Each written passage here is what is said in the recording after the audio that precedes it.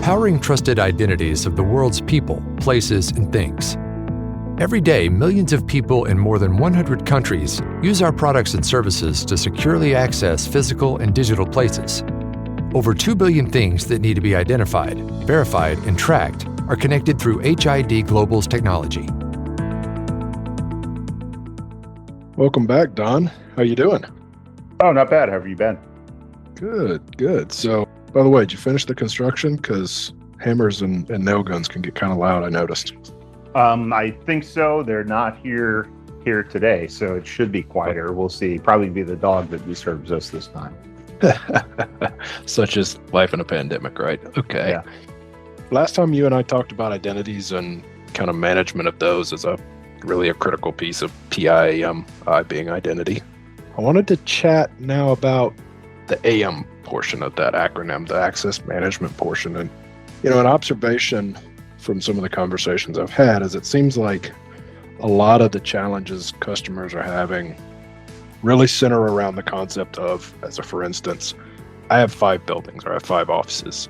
Each one of those offices, the system to get into them, the physical access system, it's different in each one of those. So I've got inconsistencies across locations or policies. And, it feels like as the solution provider, there's something we'd be able to do to help that, taking kind of from the IT world, like maybe even an abstraction layer across those that really kind of help with centralization and standardization. Am I thinking down the right path here with access management and how we alleviate some of the challenges our customers have? Yeah, for sure. That's going down the right path, though. Not only is it trying to manage multiple systems and access there, but it's even more about capturing the approval process. Like, what is the process that we go through to figure out who's meant to have access, where, why, and who authorized it?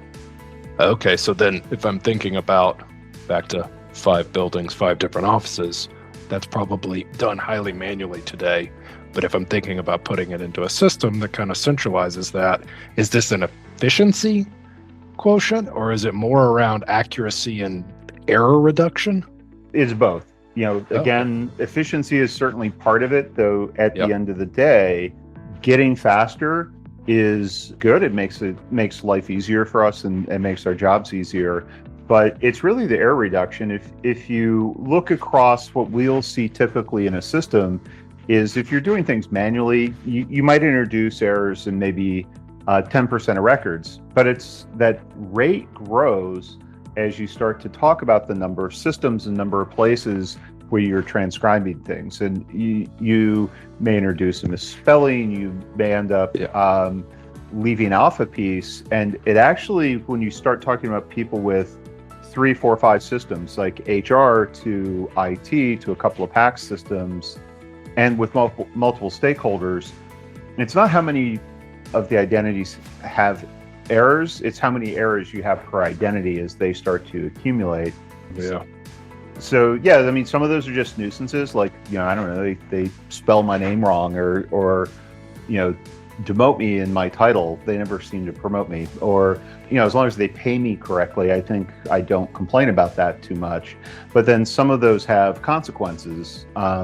You may see something where a person is duplicated, they've changed jobs, but we're not really sure is this person in the marketing department the same person who previously was in sales. And maybe we end up with 2 records, 2 cards. One of them is actually, an orphaned record that doesn't belong to a person anymore. Yeah, that makes sense. So we'll reduce the burden on whoever's doing some of this administration, ergo eliminating some of the errors that come about. Just by human nature, incidentally happens, but also really capturing what's happening, who's authorized this, which, being able to track these things, these instances, these transactions, the wrong word, but these records over time allows us to now really focus those compliance efforts, really think about how we're capturing and codifying rules and controls and things like that. Is codified kind of the right word? Or it feels like there's got to be some way of doing that, right? Yeah, and so it's back to our policy engine again. It's okay. In this case, policy is typically considered the workflow. Yeah. But the policy and the steps it's going to walk you through in a system like this is capturing, okay, in this area, who's the area owner? Is it a one-step approval, or is it 2 or 3 steps? Perhaps your manager has to authorize before you can request it. The area owner has to grant it. You may have different rules for different areas. For maybe a manufacturing area, you need to have the right safety training in place. For another area, it might be about insurance. For someplace else, it might be, you're part of this team, or you've gone through the correct approval process. And so you have a series of rules, but it's gathering up the requirements so that what we're doing is we're making sure we're enforcing the things we've written down. We're enforcing the rules that we've set for ourselves before we allow that to happen. And of course, now if I try to grant access outside of those rules, the system will stop and prevent that and ask if this is something you want to request from that approver, rather than allowing you to just accidentally grant access that's inappropriate. Yeah, that seems like, sort of unrelated to the pandemic, actually, for once. There's been a number of high-profile security incidences that have information and physical security teams scrambling really probably at a global scale. But some of what you're talking about is also interesting, because then it's going to help those individuals comply with any number of governance requirements, internal, external, but also implement something more least privilege oriented, which will probably also help from just a security footing over time. So really interesting to think about how access management's playing that sort of role now. Yeah, and I think you're right. I mean, we are seeing this coming from supplier agreements and other types of things that, as we partner with other companies, we need to tighten up our rules and make sure that we stick with them. I know that we've been expanding our compliance program really rapidly over the last few years. But I do think we've seen things change. Before people used to think of security as a little static. This person in this role has these rights. They go to these places, and their requests, they would come in from time to time. But for the most part, a typical person isn't making that many requests. I think in our systems, we would see that maybe 30 to 40% of people in a really dynamic company have an access request at all in any given calendar year.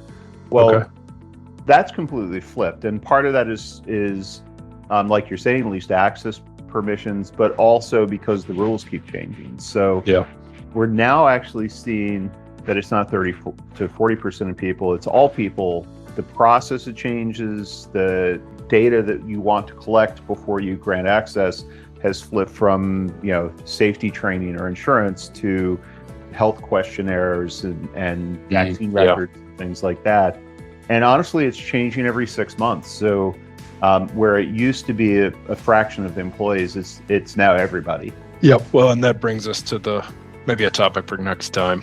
Actually, a couple of topics for next time. The dynamic nature of things is an interesting one to just kind of riff on maybe later. But I also think it gets us to, how's that made manifest in the plastic that I used to get into said building or into said cage or something to that effect. So I think let's leave it at that. I appreciate the chat, Don, as always. Enjoyed it. So we'll leave it there. Thanks, Great. Don. Yeah, talk to you soon.